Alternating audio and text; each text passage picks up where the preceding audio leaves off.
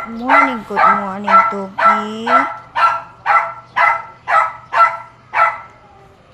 Ito yung bahay ni Tita Arlen. May bago na silang sasakyan. Katas ng paghihirap ng pinsan ko nasa Europe.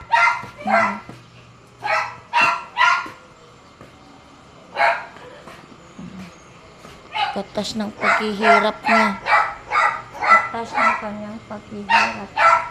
Daming mga bayabas, kaso lang wrong timing. Ang liliit pa. Natural vitamin C pa naman to. Natural vitamin C. Ang liit pa eh.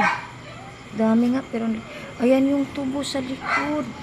Kaso lang, di ako makaano. Kasi nga, nakapadlock pa yung gate. Hindi ko alam saan yung susi.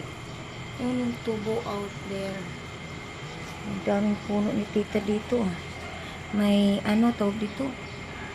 Avocado. Guyabano.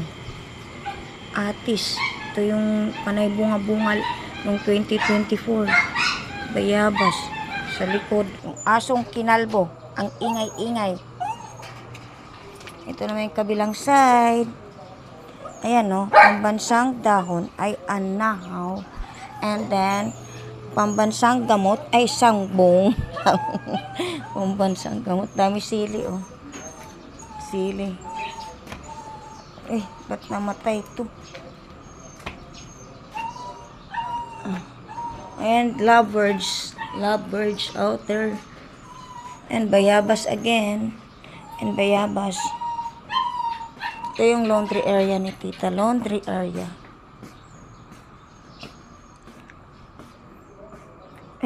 Dami kalamansi ni tita, oh.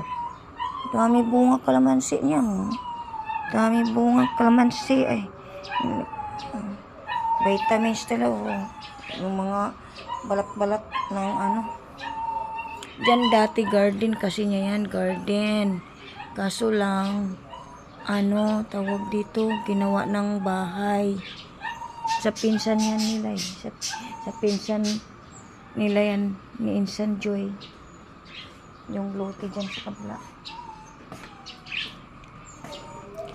Katabi niyan, manukan. Mga broiler. Kaya, tiglangaw na ngayon kasi tag-ulan. Pero ang pinakamaraming langaw, summer. Summer, maraming langaw dito. Kaya close na close talaga. Ay. What happened to you? Why so annoying? Ha? Bait ng mga aso na to, oh. Nakilala din naman nila ako, eh. Tsaka mabait talaga sila. Pag ibang tao lang, pag ang daming, ano ba yan? Tanglad o sagbong? Ay, Tanglad, ba yan? Tanglad ba yan? Udam-udam. Uy, ayan yung di ako makalabas. Walang susi.